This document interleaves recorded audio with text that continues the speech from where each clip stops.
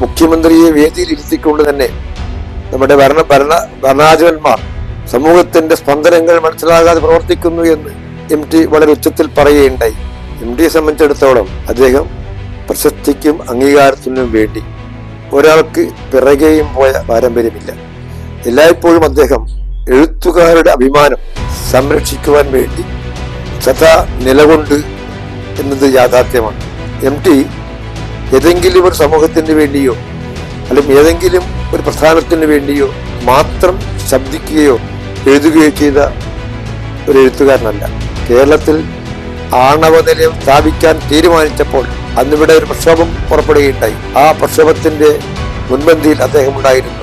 തനിക്കറിയാത്ത മഹാസമുദ്രങ്ങളെക്കാൾ തനിക്ക് അറിയുന്ന നിലയാണ് താൻ ഏറെ ഇഷ്ടമെന്ന് അദ്ദേഹം ഒരിടത്ത് അഭിപ്രായപ്പെടുകയുണ്ടായി. അതിനും പുറമെ മുത്തങ്ങയിലുണ്ടായ വെടിവെപ്പ്, ആ വെടിവെപ്പിനോടും അദ്ദേഹം കൃത്യമായി പ്രതികരിക്കുകയുണ്ടായി. നോട്ട് നിരോധന കാലത്ത് മറ്റു പലരും തന്നെ മൗനം കൊണ്ട് അതിനെ അംഗീകരിച്ചിരുന്ന ഒരവസരത്തിൽ ഒന്നോ രണ്ടോ വാചകങ്ങളിൽ ആ നോട്ട് നിരോധനത്തിന്റെ ദുരന്തം എത്രമാത്രം പ്രത്യാഘാതം സൃഷ്ടിക്കും എന്ന് MT നമുക്ക് മുന്നറിയിപ്പ് നൽകുകയുണ്ടായി.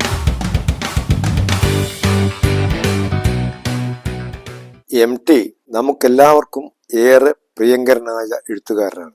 ഒരുപക്ഷെ ഇത്രയും നീണ്ട കാലം ഒരു ജനതയുടെ മുഴുവൻ അംഗീകാരവും ഏറ്റുവാങ്ങിക്കൊണ്ട്, സ്നേഹവും ഏറ്റുവാങ്ങിക്കൊണ്ട് സമൂഹത്തിന്റെ മുഖ്യധാരയിൽ നിന്ന മറ്റൊരു എഴുത്തുകാരൻ MTയെ പോലെ മറ്റാരും ഉണ്ടായിരിക്കില്ല എന്നാണ് ഞാൻ വിശ്വസിക്കുന്നത്. MTയെ സംബന്ധിച്ചിടത്തോളം അദ്ദേഹം പ്രശസ്തിക്കും അംഗീകാരത്തിനും വേണ്ടി ഒരാൾക്ക് പിറകെയും പോയ പാരമ്പര്യമില്ല. എല്ലാം അദ്ദേഹത്തെ തേടി എത്തുകയായിരുന്നു. അത് ആ എഴുത്തുകാരനെ സംബന്ധിച്ചിടത്തോളം മാത്രം അവകാശപ്പെടാൻ കഴിയുന്ന ഒരു വിശിഷ്ടമായ സാഹിത്യ പാരമ്പര്യം കൂടിയാണ്.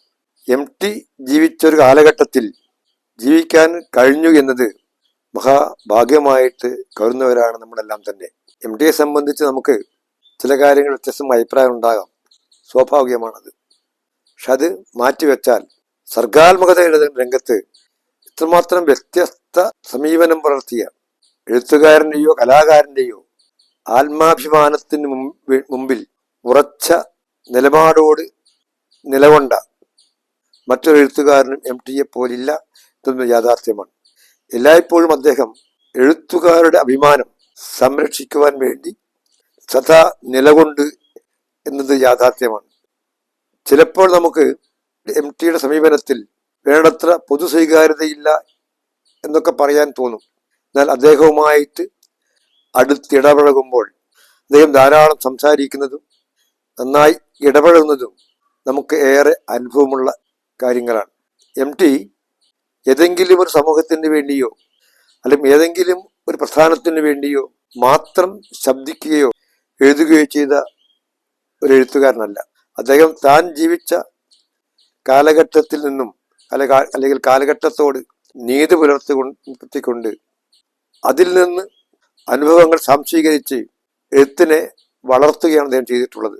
അദ്ദേഹം പലപ്പോഴും പറയാറുള്ളത് പോലെ തനിക്കറിയാത്ത മഹാസമുദ്രങ്ങളെക്കാൾ തനിക്ക് അറിയുന്ന നിലയാണ് താൻ ഏറെ ഇഷ്ടമെന്ന് അദ്ദേഹം ഒരിടത്ത് അഭിപ്രായപ്പെടുകയുണ്ടായി. ഇത് അദ്ദേഹത്തിന്റെ രചനയെ സംബന്ധിച്ചിടത്തോളം പൂർണ്ണമായി ശരിയാണ്.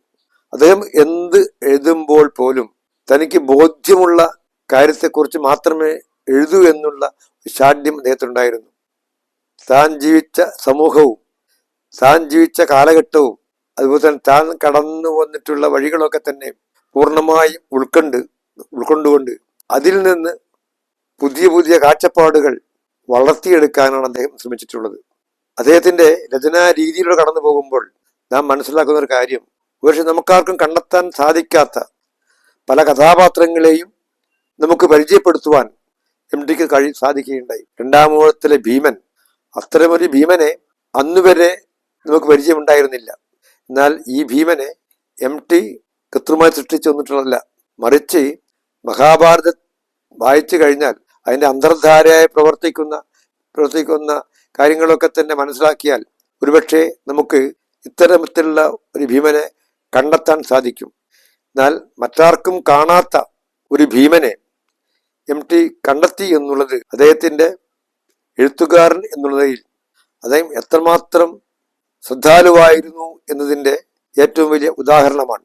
അതുപോലെ തന്നെ വടക്കൻ പാട്ടുകളിലെ എല്ലായ്പ്പോഴും കേട്ടുമറന്ന ചതിയൻ ചന്തു എന്നുള്ള ആ പ്രതീകത്തെ വളരെ യുക്തിസഹമായി തന്നെ MT പുതുക്കി പണിയുകയുണ്ടായി. ചന്തു ചതിയനല്ല എന്ന് സമൂഹത്തോട് വളരെ ഉച്ചത്തിൽ പറയുവാനുള്ള തൻ്റെ ഇടം MTക്കുണ്ടായിരുന്നു.